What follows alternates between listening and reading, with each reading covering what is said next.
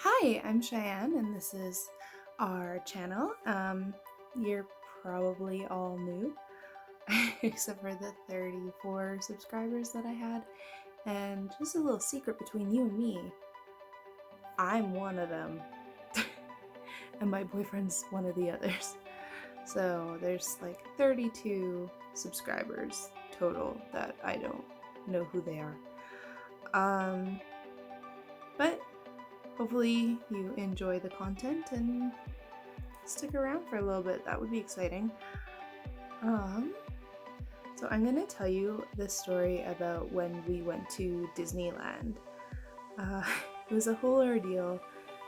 So my mom actually, when she decided to become a single mom and leave my dad, she went to court and fought for us. And my dad was not easy with,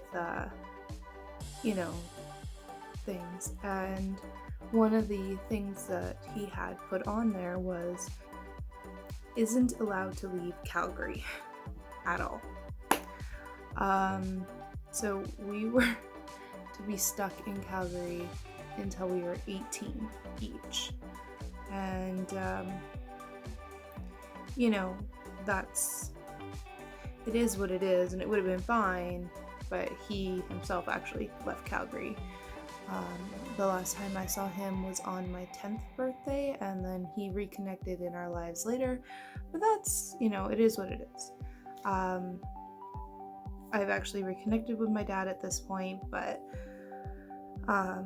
at this point in our lives, we had no idea where he was. And my grandpa wanted to take us to Disneyland because we actually lived in welfare housing, and my mom was very poor, and we hadn't heard from my dad in years at this point, and so she didn't get child support or anything like that, and so whatever money she made is the money she made, and we didn't really have a lot to our name.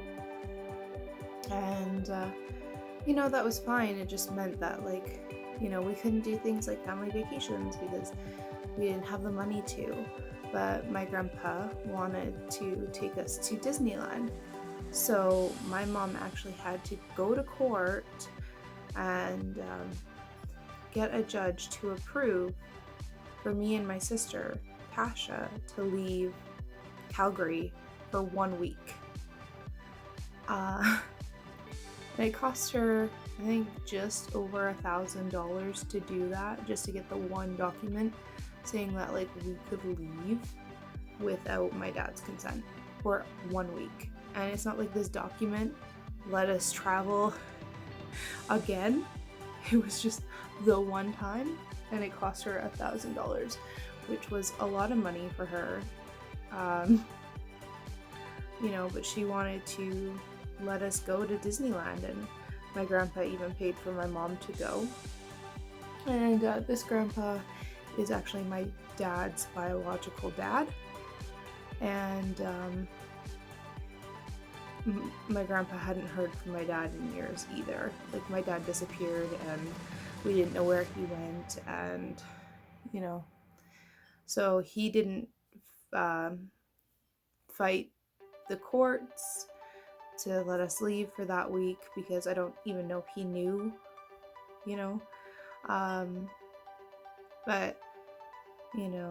so we get that document, and then we fly to, I think it was LAX or something like that. We went to Arizona first. So we went to Arizona, which is where my grandparents used to snowbird or whatever it is. They're snowbirds, so they would travel to the States every year and live in Arizona. They no longer have that property anymore. Unfortunately, they sold it.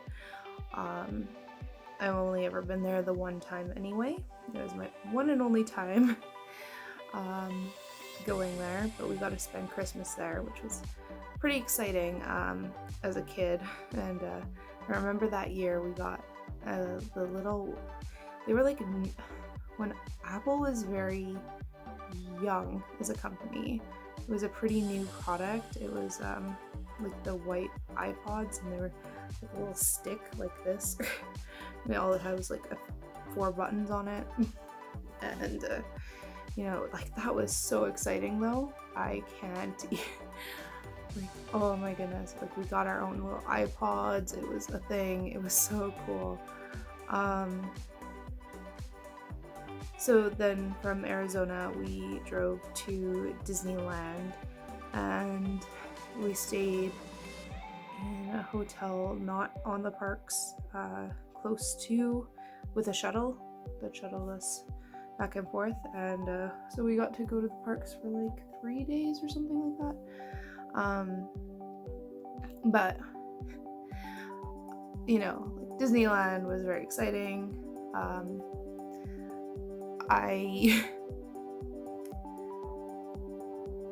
I was a little older, but then I'm older than my sister by about 3 years. So I was a little older than my sister, so she seemed more excited about the princesses than I was, and I was more excited about like the rides than she was. I really liked this one roller coaster where like you like went up and then like it went down, and what seemed like it was gonna go into the water, and it didn't. It like went into a tunnel in the water instead. It was really cool though, like, you know. That might have been at Universal Studios, I think. Anyway,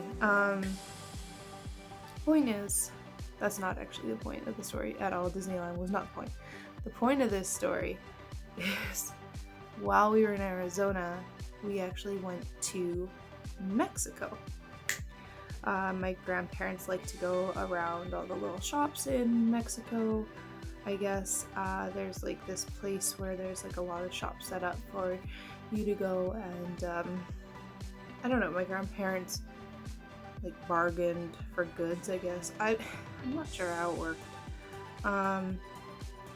Anyway, so we went to Mexico for the day, and we were coming back out of Mexico, and you have to, at the border, go in, give them your passport, tell them who you are, and you know, like why you were in Mexico, whatever.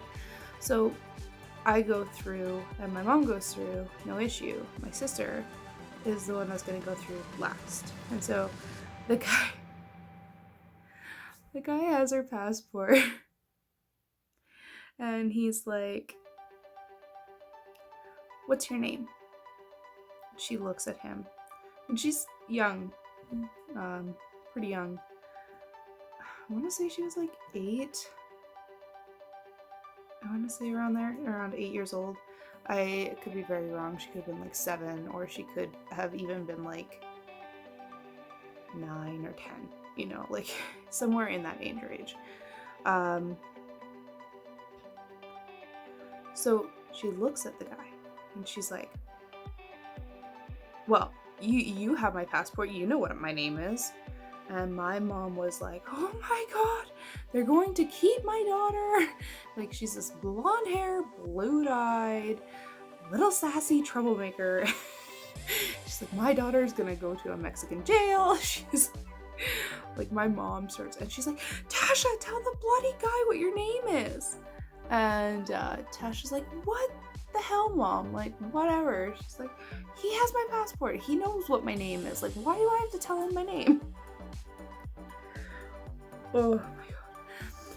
So the guy, super, like, he seemed really tough and like really mean, and he kind of like looked at her. He like, in his head he was probably thinking, "This spoiled little white girl." You know, she's so sassy. So he looks at her and he kind of laughs, and my mom's heart like kind of lifted. You could tell all of a sudden, as soon as he started laughing, her heart was lifted, and she's like, "Oh my god." And we were like, "Tasha, just tell him your bloody name." And she's like, "Fine, my name's Tasha." And the guy's like, "Okay, what's your birthday?"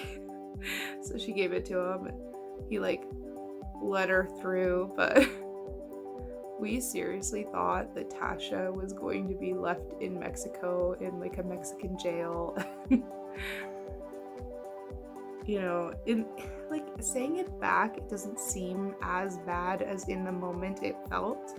But to be fair, like me and my mom and my sister never traveled. Like we were stuck in Calgary, bound to Calgary by legal decree. Like we never had traveled before, so like I was scared. I didn't know what to expect, and my sister was just like this little sassy pants, and you know, I swear in that moment my mom could have killed her, because my mom, like, I swear, went white as ghost, heart dropped, and she's like, that's it, my daughter's done for it. Like